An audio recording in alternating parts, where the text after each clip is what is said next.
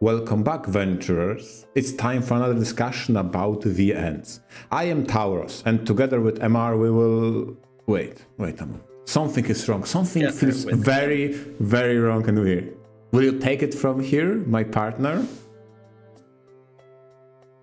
That's right. It is I, Taros, along with my co-host Taros. And it seems that there is something very wrong here in this episode. Or not. Actually, we are going to be talking about the meta UI changes in visual novels. That's always a fun avenue to explore because, on the one hand, visual novels are a great medium for telling stories and for getting engrossed into the visuals, the music, the plot lines, the characters, all of that great jazz. But they are an electronic product, and so there's a high degree of flexibility the developers can take in taking these works and creating an unforgettable experience for the players. Right, Amar? Yeah. I definitely prepared titles that stayed with me for those kind of gimmicks they employed with changing how the, for example, user interface, but not only that, changes throughout the story to enhance your experience. And I know what all of you are thinking, so we are going to start off with it right away. Yeah, it's time for Doki Doki Literature Club. Hooray! MR's favorite title. Yes, I like Doki Doki Literature Club. How did you know?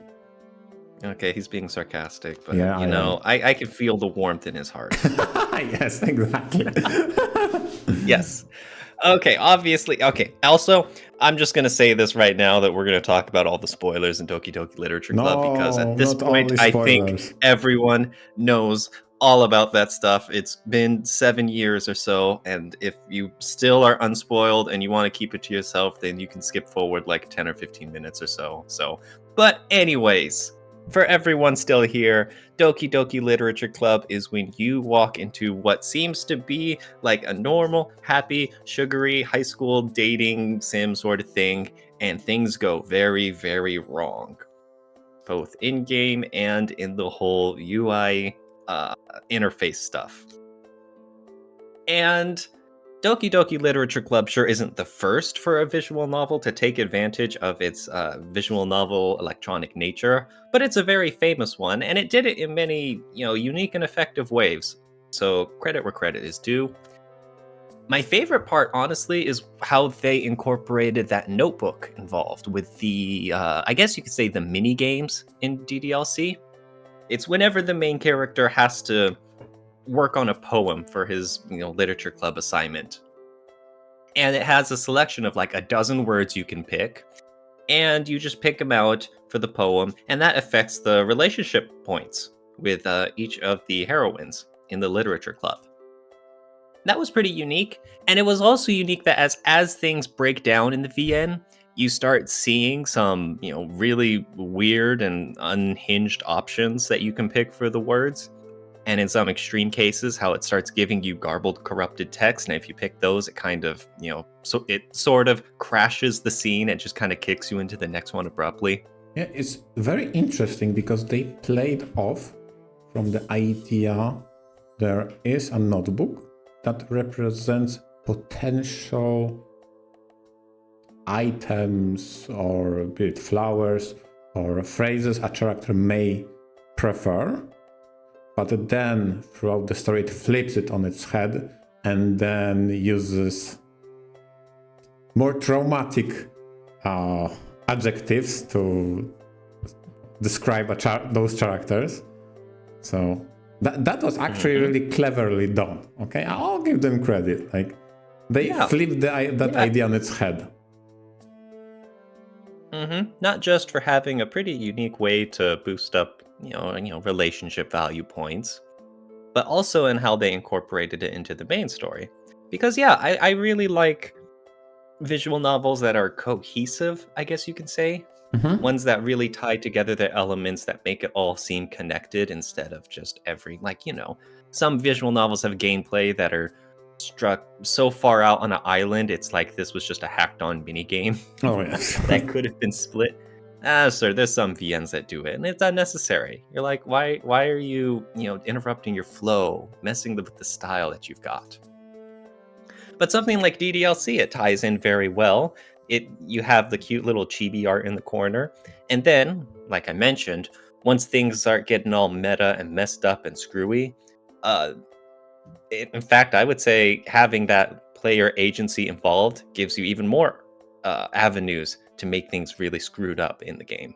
Yes, although I got to say, when it comes to agency, I like how the second part, the the moment when everything breaks down, slowly tries to convey you the message that you may not be in control. And that's a nice message that they try to underline with all those weird things that keeps happening.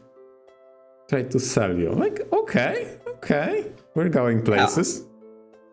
Because that's another huge, I guess you could say, meta aspect, in that you can name your main character at the beginning, and there's a lot of questions over how much self-inserting there is in this title. Because, in the third act, there's the huge distinction between, Monica addressing you by your computer name, extending beyond the reaches of this title instead of just the character that you were playing as in the game. Yep. And so, in terms of meta, like again, it's tying into a message of reaching out past the boundaries. And that's what a lot of the, the funny little tricks that happen during Act 2 and all of that. But it ties it into the message at large. Like I said, I really like it when VNs tie these elements together. And I don't I don't want to go too far down this path, but then there's always the argument of how much self-inserting there is in this game and what it means about self-inserts in visual novels in general. And those are very big, very outside of the box meta plot lines and thoughts you could think. True. Yeah. And of course, if we're going to talk about some of the UI changes, it's really funny that you can dive into the game files and then delete the characters and whatnot, and it gets reflected in the VN. Yeah, I think that the last part that you just mentioned, the feedback, in which you immediately see the effect reflected in a VN, is a nice touch. They did. Like, you don't need to reboot the game or advance the text. It's not. The game shows the effect immediately, and that's a nice feedback. Yes, it's definitely a unique way of doing it, considering you're going outside the bounds. But very effective, very memorable. Yep. So of course we got to talk about DDLC first. Yeah, it's the most popular, so we had to start with that obligatory pick. Although, when it comes to titles tying in meta aspects, meta UI changes aspects to its own overall narrative, there isn't, in my opinion, better example than Baldur's Sky. So that's the one I prepared.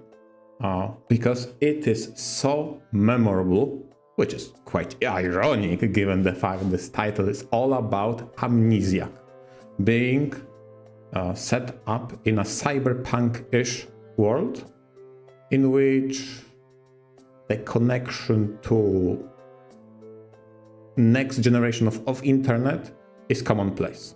And our main protagonist has trouble remembering all his memories. And throughout the story, you continue to have better grasp on your mind, which allows you to install augments. And those augments will be reflected in the UI. Some of them may even be important to install in order to advance the plot and or get access to some optional scenes. And those kind of changes will be reflected in the UI, be it in the VN, but some changes, some buttons will appear. Maybe the color will change. I think it's the most memorable part of that VN of how they crafted a system in which you are in control. You can freely change and swap around those arguments at will, and it will be reflective in the game itself. Holy crap. Like, when you say reflected in the game, do you mean like the combat portions of gameplay or like in the script? Both. Oh. It all depends on what you installed. And you can basically, I'm assuming it's something like equipment where you can go into the main menu and swap out your loadouts. Okay, let's is it like, let's say yes. Let's say yes, it is something like equipment. You have you constantly have access to it, so you can swap at will at any point in time during the story, and it will be reflecting depending of what you're swapping. Obviously, if you are swapping quite literally argument that says green, all it will change is the color to green of your UI. I don't know what you expected, but okay. Okay. Again, there are plenty enough of all of those plugins. There is huge variety of them. Some of them are very minor, some of them are optional, some are very mandatory, and some others will affect only gameplay portions. But there are all kinds of them, and that made it very memorable to me in that game, because it ties in to the fact that yes, you are accessing the internet, yes, the UI is the reflection of all of that and your state of being, your mind, and yes, those plugins are something you are enabling or disabling. And how mandatory are these like augments? How much do they affect the story? Like, are they a critical part, or are they a lot like Easter eggs?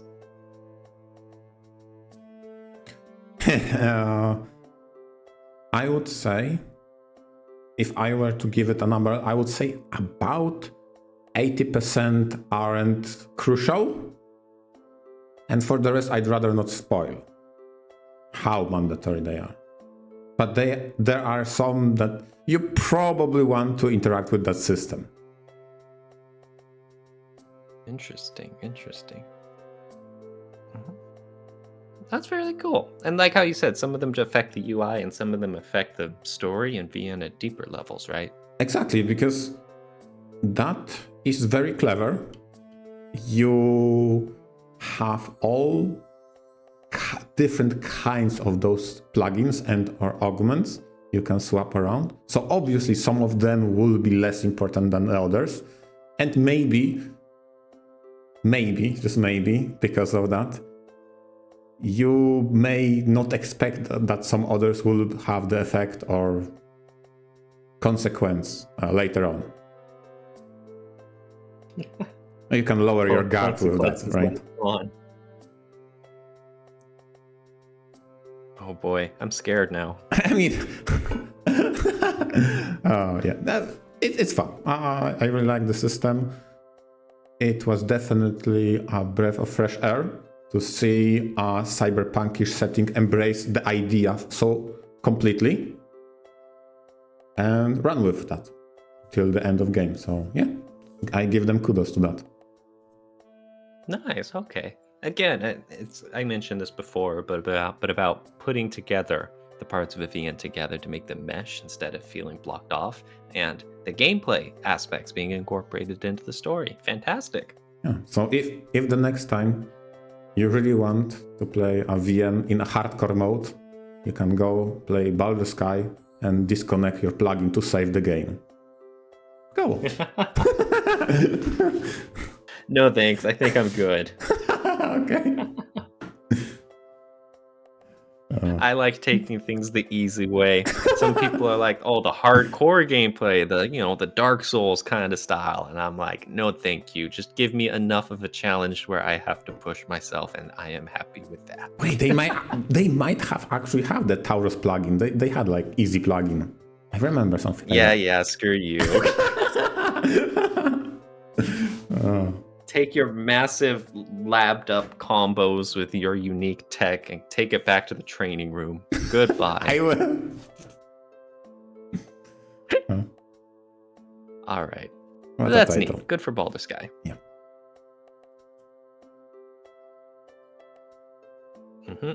So on that note, I'm going to talk about one more title that came to my mind with Root Double. And this is a pretty smaller example, but not a lot of people ever notice it or see it coming. So I just want to say it here while I've got the chance. Root Double is a super cool VN about a nuclear reactor meltdown that leads to fires and destruction within the plant.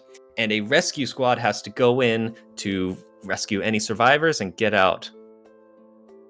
And what's really interesting is that we have two protagonists, one of which is the amnesic squad leader of this rescue team, who finds himself coming to without any of his memories right in the thick of things. So that's just wonderful timing, isn't it?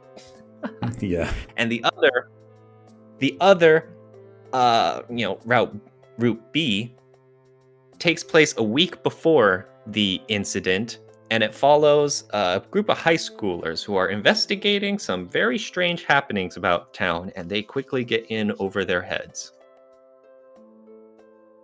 And the one thing that I noticed, or at least wanted to point out with Root Double, is that the text boxes are different depending on whose perspective you're looking at.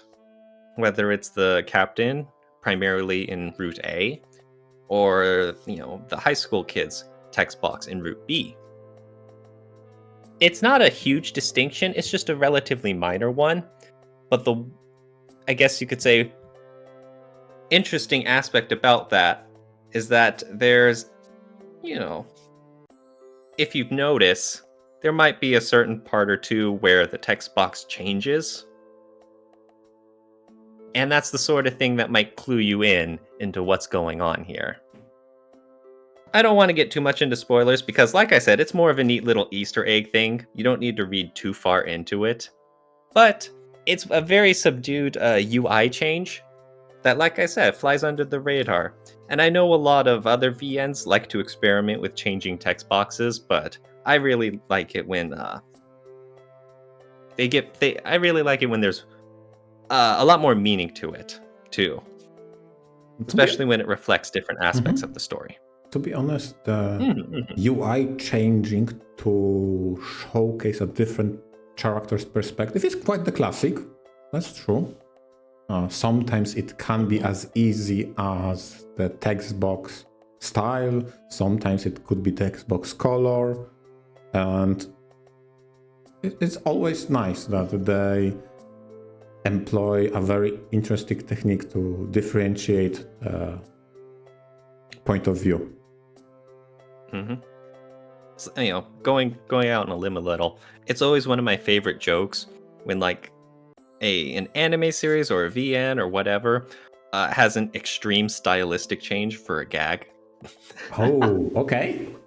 I always love those when it's super high effort just for a 5-second joke, and then you realize, holy crud, a lot of attention must have gone into this little visual gag, and they just move on. I mean, because it shows attention to details and how dedicated the creator is to dedicate enough attention to small little thing. So I agree with you. But speaking of double protagonists, I brought up another title called Sorcery Jokers. So,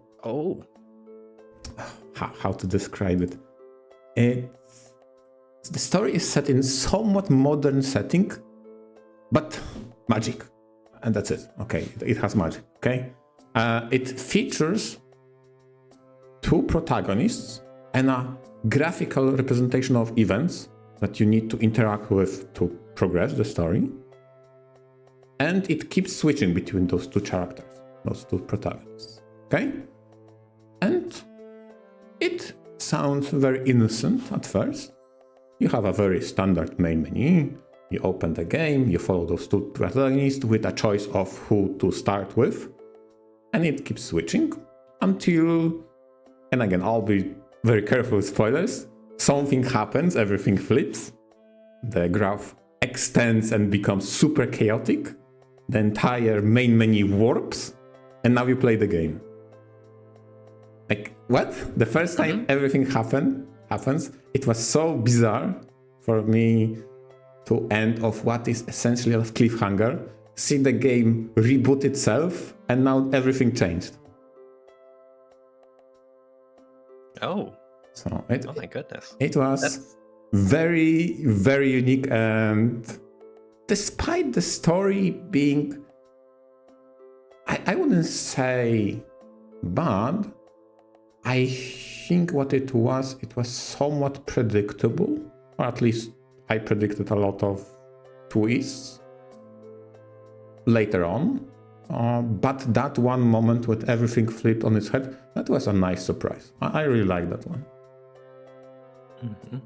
And you mentioned it had multiple protagonists? Yes, it had two protagonists you followed along. Is all throughout the whole story? No. Later on, there were 5 of them. So You get more. exactly. So they're like, what happened? And like mentioned earlier, are there any UI differences in how the main protagonists are represented? Oh God, I don't remember, to be honest. I focus so much. I'm being greedy. Yeah. I focus so much on that episode jump feature. I don't remember now, to be honest. They had a very unique text box because, if I remember correctly, the character you were reading, perspective of, bless you, had their text box in the standard style of VN on the bottom, whereas the character you were speaking with had the comics book style bubble on them. Oh? So from that sense, it had that uniqueness of everybody's text box were next to them, unless it was the protagonist, then it was from your perspective on the typical side.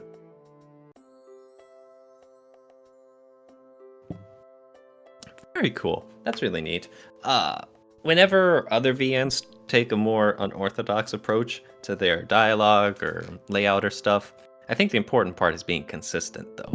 Exactly. That way it's something you can depend on the whole way through, you know? Yep. And I was going to circle back what you said about root double, in which here, as long as it was perspective of that one character, then that was the basic text box, and the rest has been rendered in whatever choice they made of those bubbles next to the character, including other protagonists, as long as they weren't the current perspective. So if there was a moment in which those two protagonists met, there weren't that many of them, but they kinda intertwined sometimes, then whoever was active had the main window, quote unquote, and the other had the other window, quote unquote.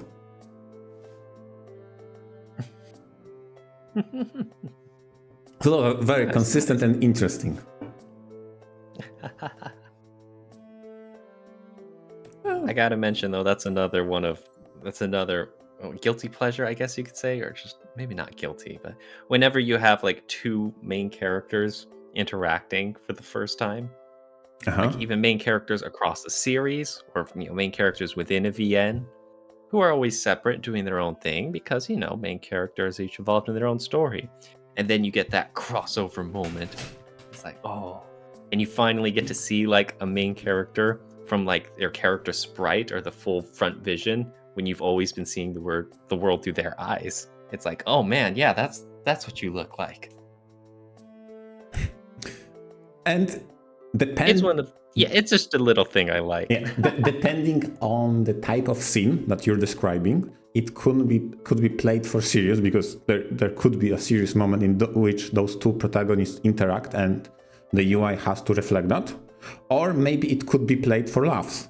And that's an example I have from Runs 01, exactly, in which two protagonists face each other. And in that game, it was a point and click style, ADV, in which you had commands, for example, act, inspect, you choose.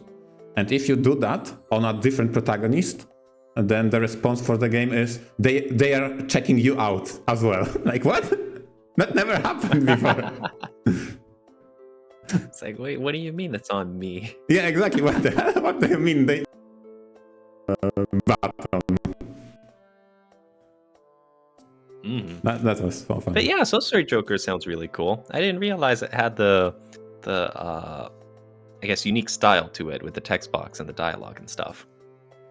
It may sound very cruel, okay? But when I approached that title, it felt to me, from just looking at the script, like the most generic thing ever, and it definitely surprised me. That's all I'm going to say. I don't think it's generic. I'm saying how I felt. I approached the title seeing that, that looks generic, and it definitely wasn't. So I'll say it. I was wrong. They surprised me. It was fine. I liked it. I think it has more to do with the 16-point Times New Roman font. The style itself is pretty cool, but looking at the font, I think I can agree with you there. Okay, fair enough. I was more referencing the graphics, but whatever. It's fine. Oh, okay, no, you swing back around to being wrong. Never mind. Okay, fine. Wrong opinion, am I? Whatever. So for the last title I prepare for today is Trample on Schatten. Oh boy, what a title. It is about superheroes, and it deals with persona, ego, Schatten, the drill. I think it got popularized by Persona from Shin Megami Tensei. And it had the philosophy, I keep forgetting the name of the philosopher about the personas and ego. Was it Nietzsche? Who was talking about whatever. It has, throughout the story, similarly to Sorcery Joker, a graph representing sequence of events that transpired in the story that you need to interact with in order to progress the game. If you don't venture into that, you will run into bad end. So this is kinda meta thing that isn't easy to explain why and how. You get access, and even in the pictures that run in the background you can see the UI itself, there is a grayish orb/button available. So anytime you can switch event, anytime, and start reading something else, and you need to do it strategically in order to advance the story. That is super weird to say. It is part of the story, and when I prepared the screenshots, it was super weird for me to see the first two screenshots that didn't have the orb when you just started the game, and that wasn't yet available to you. That felt so unnatural on that screenshots to me, because it was so integral to the story to keep switching between the events. And you kind of have to look out for yourself and your own pacing to be like, okay, it seems like we got a break in this scene. It seems like it's over and we're leading into a new scene, so now's a good time to switch, right? Yes. It wasn't easy, and maybe that made it fun and challenging for me to piece it all together, because I never said you're going forward with those events. Sometimes you go way back and then a bit forward and go back. Oh, you were jumping all over the place with time. And sometimes time hasn't been revealed to you at the moment you started the event. So that was all a host of new possibilities that open up. Mm-hmm. Now, you mentioned you had to, or I mean, like, or else what? What if you just never click it? Then the game will get to a point in which you will have to click it. It literally will open that menu because it's okay, you reach a dead end. There is no moving forward. Dead. You are stuck, quite literally stuck.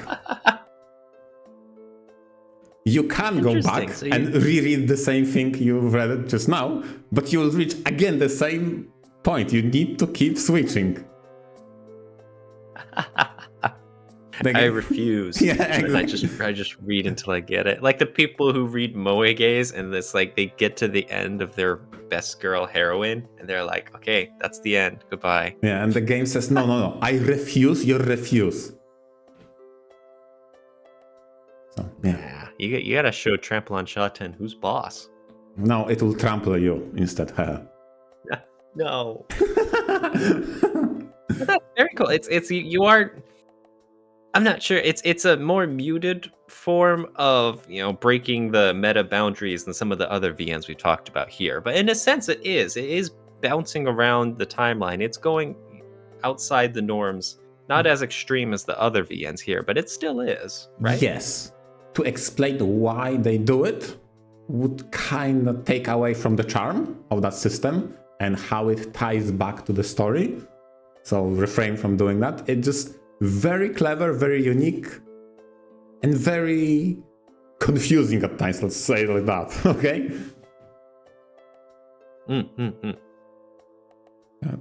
Definitely something that stayed with me, how weird of an experience that was, yet satisfying when it all falls into place and you see those pieces working together to get the clear picture of what it was all about. Nice. And it has one of my favorite, how can I say it, mechanism in which it recontextualizes previous events when you revisit them back later on, when you can switch around with those events. Like it's like chef's kiss. Now we reached peak. Because that meant they set up very strong foreshadowing that you will return to with new context. Yes. Oh, the foreshadowing, the seeing scenes without the context to it. Yep. Yeah, I love those. Exactly. Nice. Well, glad to see an example like that. That's cool, Amar. Yeah, it's all thanks to one silly button in your menu that taunts you with its mere presence. You don't know if you should press it now or later. Yeah. We'll never know. You just have to take that plunge. Exactly. All right, but thank you everyone for listening. That's a good point to end this on. Hope you enjoyed hearing about all of those VNs that take it the next step to go outside of the box and going into some meta breaking aspects that really play up the format of a visual novel. I thought those were really cool. You, Amar? Yeah, I definitely like the extra effort when that kind of UA manipulation and changes enhance the story. And to be honest, even as simple as many changes still satisfies me. Okay? I'll be that basic. I like when the VN likes to showcase your progress in the main menu. Okay? I'm that basic. And on that note, thanks all our listeners and venture out. Venture out.